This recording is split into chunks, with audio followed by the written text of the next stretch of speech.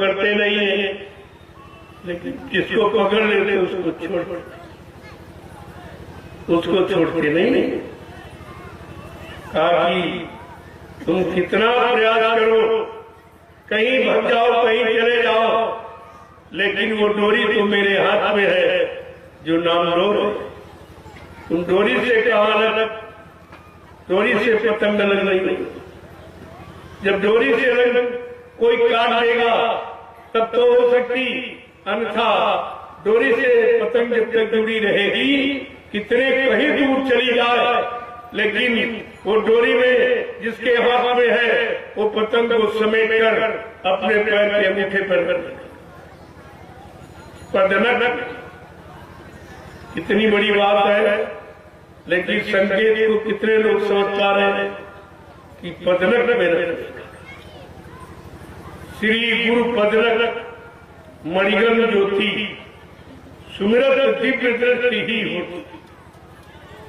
गुरु के दाहिने पैर चरण का जो अंगूठा, उसका अग्रिम भाग, ये मुख्य इसी को प्रणाम किया जाता, छुआ नहीं जाता, प्रणाम किया जाता। प्रणाम से क्या होता है, उसकी धार तुम्हारी तक जाता और छूने से धार वापस। इसीलिए प्रणाम किया जाता है, चरण को पैर छुए से। दोनों की बड़ी महिमा है। अब जी बेचारा जानता तो है नहीं, और कहो तो मानता नहीं, क्योंकि कभी जैसा सुना नहीं था, न ऐसा किसी ने बताया, न पदनक का किसी ने वर्णन किया, न चरणों की महिमा किसी ने बताई। ये भी नहीं कहा कि मुक्ति कहाँ रहती, आज तक किसी ने नहीं बताया। ये तो सम्राट माली ने कहा, रे भाई मुक्ति यहाँ कहीं नहीं रहती, न पत्थर में, न कागज में, न पानी में, न तीर्थ में, न मूर्त में। मुक्ति कहाँ रहती? मुक्ति संत चरण की दासी, मुक्ति संतों के चरणों में दासी बनकर, यानी जो वो चाहेंगे उस मुक्ति, जिसकी चाहेंगे उसकी मुक्ति करानी, क्योंकि उनके हाथ दासी के रूप में मुक्ति उनके इशारे पर प्राप्त। लेकिन हम लोग इसे समझ नहीं पाए और किसी ने बताया नहीं, और बताया गया तो आपने कोई ध्यान ही नहीं दिया। तुम तो कथा वार्ता समझते हो, चलो सुन लेंगे, मेरा कल आ जाएंगे, ऐसे ऐसे कितना जीवन निकाल दिया, एक ही शब्द आपके समझ में नहीं आया और बार बार दोहराया जा रहा। अगर ये पहचान सब तुम्हारे पास हो जाए तो तुमको परमात्मा से जीवात्मा को मिलाने में कितनी देर है? तो चढ़वे पर घड़ी का भी शब्द, इधर से निकली इधर से, उसकी चाल इतनी है, यहाँ कोई उसकी तुलना नहीं की जा सकती, क्योंकि देखने में इतनी छोटी दिखाई नहीं देती और चलने में इतनी तेज है कि उसकी कोई बराबरी नहीं की। जैसे निकली रही शरीर से और फट, जिन शरीरों में जाना होता फट उसमें जाना, इधर से उधर, उधर से उधर, ये पूरा चक्र है, यही चक्र चलता रहता। इसी तरह से सत्संग बहुत विशाल है, लेकिन अभी किसको सुनाया है? कोई सुनने वाला नहीं, न सुनने वाला, न लेने वाला, न समझने वाला, न करने वाला। ये किसको दे दिया जाए? इसलिए धीरे धीरे तुम्हारे में आदत डाली बचनों को सुनने की, मन को पकड़ने की, धीरे धीरे धीरे धीरे आदत डाला जाता। यही आदत एक दिन इबादत करा देगी, दिला देगी। लेकिन अगर आदत ही बंद कर दे तो फिर कुछ नहीं, चाहे बुरे कर्म की हो चाहे अच्छे कर्म। आदत इंसान को मजबूर करती है, ऐसे बुरे कर्म की आदत मजबूर करती है, ऐसे अच्छा काम शुरू कर दो बगैर उसके भी चैन आता नहीं, क्योंकि ये शरीर है आदती, और आदत के बारे में जानना समझना ये बहुत जरूरी है। कि हमें शरीर को, तन को, मन को, इंद्रियों को, चित्त को, बुद्धि को कैसे काम में लगाना और किन कामों से अलग रखना। अगर यही निर्णय ले ले तभी आपका काम हो सकता। लेकिन अभी तक आपने यही निर्णय नहीं ले पाया कि इस मन को कहाँ लगाना है।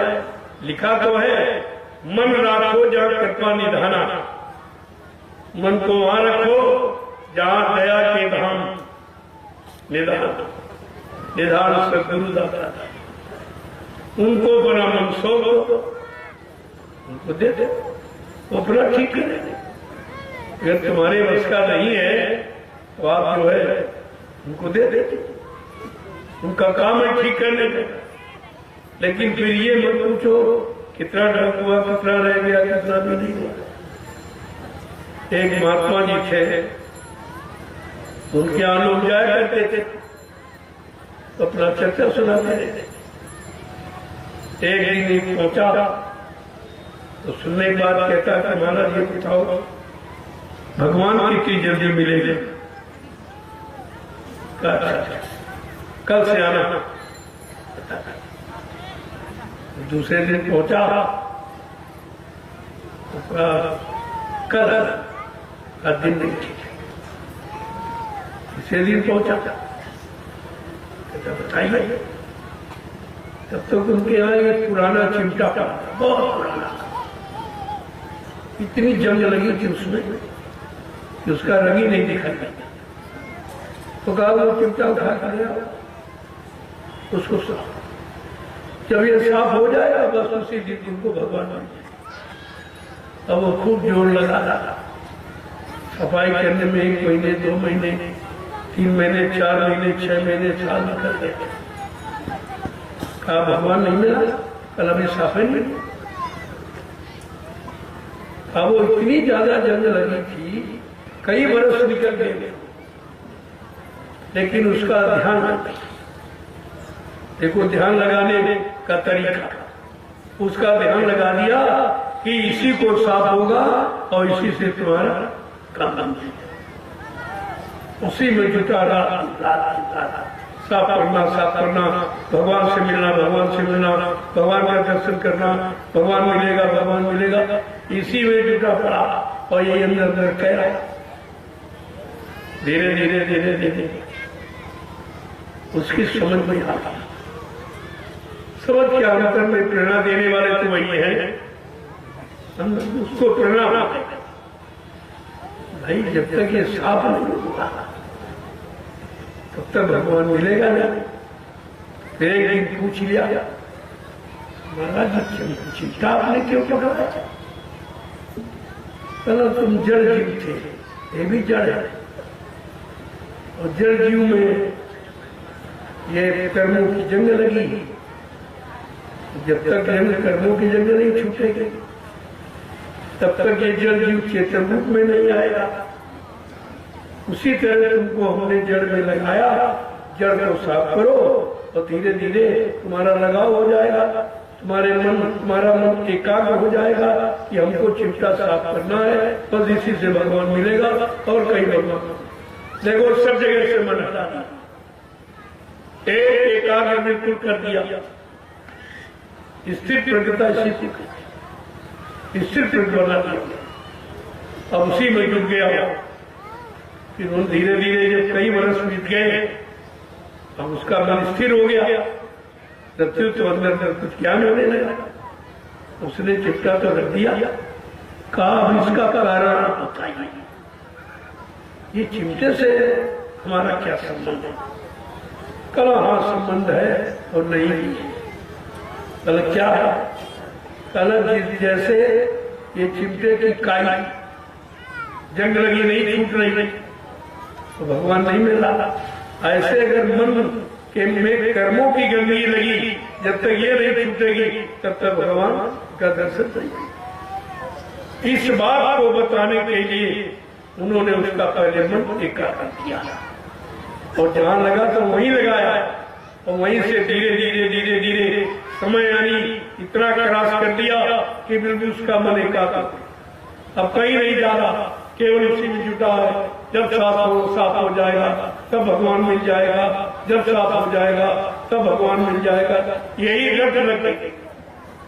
और धीरे धीरे बात समझ में आ गई और महात्मा जी ने धीरे से बता दिया, जैसे चिमटे में जंग लगी है तो भगवान नहीं मिलेगा, ऐसे जब तक मन पर ये कर्मों बुरे कर्मों की जंग लगी, जब तक ये नहीं हटेगी तब तक निर्मल मन जब सो मोहि पावे और मोह शीघ्र कपट नहीं, तब ये बात सिद्ध हुई। तो महात्मा किस तरीके से कौन सा आपका काम, वो बहुत चालाक, बहुत चतुर होशियार होते हैं। आपका काम किसी न किसी तरह से करा, वो केवल इंतजारी करते हैं कि तुम जल्दबाजी में हो और जल्दी काम शैतान का और धीरज का रहना। तो धीरे धीरे में ये भी पता चलेगा ये टिकने वाला कि भगने वाला।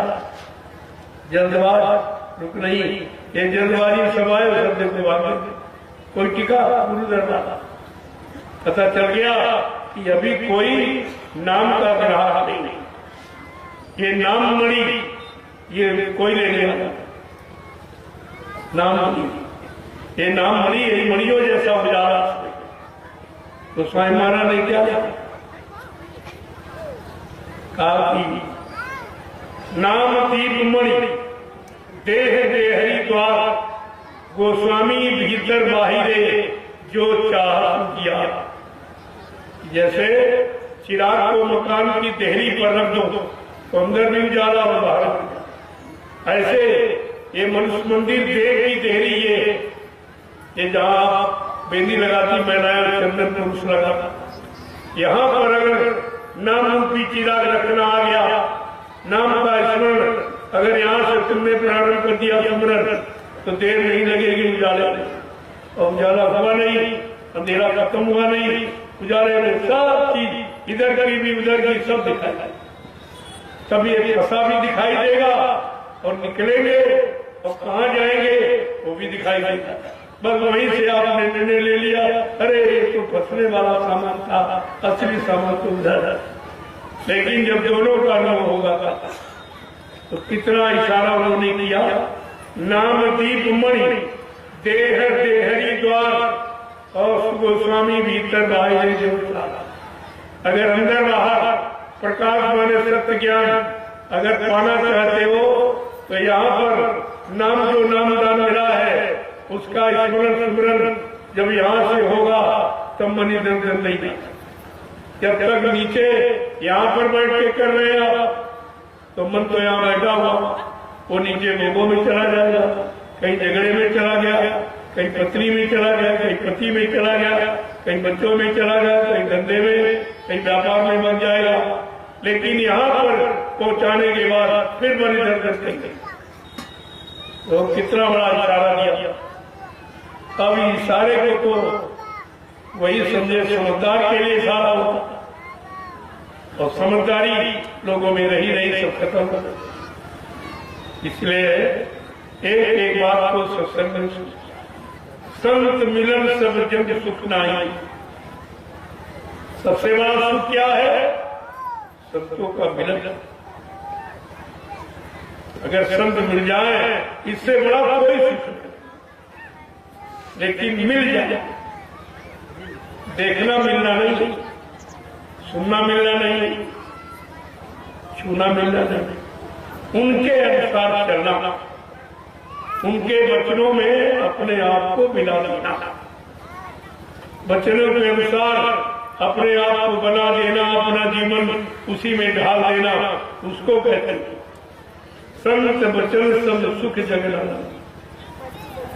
और नई दरिद्र सब दुख जगना, और दरिद्रता के समान कोई दुख नहीं। सब दरिद्र सब में दरिद्रता माने गंदगी, और गंदगी भरी मन में, तन में, इंद्रियों में, भोगों में, इनमें उनमें, कहीं पर स्वच्छता निर्मलता पवित्रता तो किंचित मात्रा है। फिर भी संत माता तुमसे विरोध नहीं रहता कि भाई तुमको छुएंगे नहीं, तुमको देखेंगे नहीं, तुम्हें बताएंगे नहीं, तुम्हें सुनाएंगे नहीं। गंदा होता हुआ जीव वो कोई जीव से परे है, क्योंकि उनका संबंध जीवात्मा से वो गंदी है, वो नहीं गया। तन मन गंदा हो, मन गंदा हो गया, इंद्रियों में फंस गया, इंद्रियां गंदी हो गई, भोगों में फंस गया, और शरीर गंदा नष्ट हो गया भोगों की गंदगी से। तो धीरे धीरे धीरे धीरे ये खराबी कैसे आई? क्योंकि जब जीव पैदा हुआ तो बिल्कुल ऐसा कुछ लेके ही नहीं आए, कुछ नहीं, कोई गंदगी नहीं थी, न परिवार की, न समाज की, न मन की, न तन की, न इंद्रियों की, न भोगों की, किसी तरह की कोई गंदगी थी। एकदम पाक साफ निर्मल पवित्र था। उन्होंने धीरज से आपको जगाया और जगा के खड़ा किया। जब कोई जगाता तो आवाज देता, आवाज से आप देखते हो इसे, आवाज क्या इशारे से, लेकिन आवाज देके जगाया जाता, इसका मतलब है निश्चित की आवाज हमको जगाएगी। इधर अगर मन को आवाज जगाएगी तो जीवात्मा को भी आवाज जगाएगी। इसकी आवाज इधर बाहर से आ रही और उसको जगाने वाली आवाज ऊपर से आ रही। ये बाहर में आती कानों में और वो अंदर वाले कान में जाता। जो जीवात्मा में अंदर काम लगा है, ऊपर वाली आवाज तो जीवात्मा के कान में जाती, तो वो उसका प्रकाश जीवात्मा के अंदर वाली आंख पर, तो जब आंख खुल जाती तो साबित जैसे इधर आप आंखों से देखते हो ऐसे खुले, ऐसे उधर। लेकिन मतलब खुल के है साउंड और लाइट, आवाज और प्रकाश, दो चीज। जैसे संसार में आप अपने मकान में, जिस कमरे में आप रहते हो, दिन की अपेक्षा रात में आपको डर लगता है, कमरा वही, दिन में नहीं रह रहा तो क्या कारण है कि दिन में प्रकाश है सूर्य का और बोलने वाले लोग हैं, यानी आवाज और लाइट प्रकाश, दो चीजें निकली। जैसे घर वाले मकान में अगर प्रकाश दिन है और लोग बोल रहे हैं, आवाज आ रही, तो आपको भय नहीं लगेगा, अकेले आप बने रहो। और रात में उसी कमरे में लाइट चली जाए, बोलने वाले सो जाए, अकेले में आपको भय लगेगा। तो डर कहाँ है, भय कहाँ है? जहां लाइट और साउंड नहीं। अगर लाइट साउंड है तो डर है, बिल्कुल जैसा इधर ऐसा होता था, कोई अंतर नहीं। अब बाहर में तो आपने लाइट का इंतजाम कर लिया और बोलने वालों को इकट्ठा कर लिया, परिवार बना लिया, बाल बच्चे आप मेरे कोई दिक्कत नहीं। इसी तरह अगर अंदर जीवात्मा में भी जो लाइट है, जो साउंड है, लाइट साउंड अगर मिलने लगे, आत्मा भी निश्चित, कोई भय नहीं, कोई इधर भी वही बात बताई जा रही, उधर भी बात का। इस तरह तो आपने खोज कर ली कि चलो भाई, जिनके पास है लाइट उनसे मिल लें, वो बोलने वालों से भी मिलने के सब लोग भाई आओ। लेकिन उधर तक कोई खोज आपने की नहीं कि लाइट वाला कौन है, बोलने वाला कौन, आवाज निकालने वाला कौन है। तब उसने बताया कि उधर का जानकार किस सत्य गुरु में देवचन विश्वास और संयम ये ना विषय की आशा। जैसे इधर लोग बीमारी आ जाती तो डॉक्टर में नसीब की तलाश करते, अगर कोई जानकार मिल गया और उसकी जानकारी से आपने ले ली और वो दवा भी जानता तो रोग चला जाता। इसी तरह अंदर में जो बीमारी लगी है जीवात्मा पर, उसकी रोग बीमारी उसके आंख कान कैसे खुलेंगे ये नहीं माना। बाहर में आंख कान बंद हो गए शरीर के, तो डॉक्टर में नसीब की तलाश कर मिल गया, कोई दवा दे देती, ठीक है। लेकिन ये जीवात्मा का आंख कान मुद्दतों से बंद, जब से आई तब से बंद। उसके लिए आप कोई तलाश की आप सकते, इसका डॉक्टर है जिसका जानकार कौन है भाई, उनसे मिला जाए। आपने कभी खोज कहा गुरु कोई खोज करो भाई, बिन गुल्लाह कोई नहीं। लेकिन जिन लोगों को मौका मिला उन्होंने उसका जितना लाभ जिसको कर्मानुसार मिलना था उतना ले पाया। सबको बराबर भी नहीं मिला, क्योंकि बराबर शुद्ध विचारधारा से आप ले ही नहीं पाए। बिल्कुल शांत रहकर पर परिप्रेम प्यार मोहब्बत को कायम रखा। अगर काफिले का आपने ये भ्रमण किया होता तो जब देखने वालों की ये मनोकामना पूरी तुम्हारी तो कितनी पूरी हो जाता। लेकिन तुम बीच में ये झगड़ा हो, झंझट, ये लाभ हो, तो वही जो घर में करते थे वहां करते, तो जैसे गए थे वैसे लौट आए। क्या मतलब, इससे वही अच्छे जो गए तुम्हारे से तो वही अच्छे निकले कि तुम जाकर कुछ नहीं ले पाए, वो तो बेचारे जा ही नहीं पाए, शामिल ही नहीं हो पाए। रोज संदेश दिया गया, लेकिन वही बात है, चिकने घड़े पर एक बूंद ठहरती नहीं। इतना आप प्रयास करो, ये जबरदस्ती नहीं दिया जा सकता। संत मत का ऐसा सौदा जबरदस्ती, और जबरदस्ती कोई ले भी नहीं सकता। इसमें श्रद्धा, सेवा भाव, प्रेम की जरूरत है, बगैर इसके सौदा नहीं था। और ये आपको रखना चाहिए था। काफिला एक तपस्या था। ऐसे भीषण सर्दी में लोग रजाई के अंदर ठंड महसूस कर रहे थे, और ये प्रेमी सड़कों पर चल रहे थे।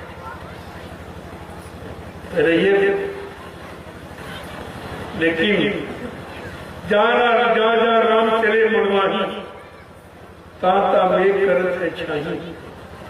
ऐसा नहीं, एक काफिला चला बड़ा एकदम वातावरण, ठंड का कहीं नामो निशान।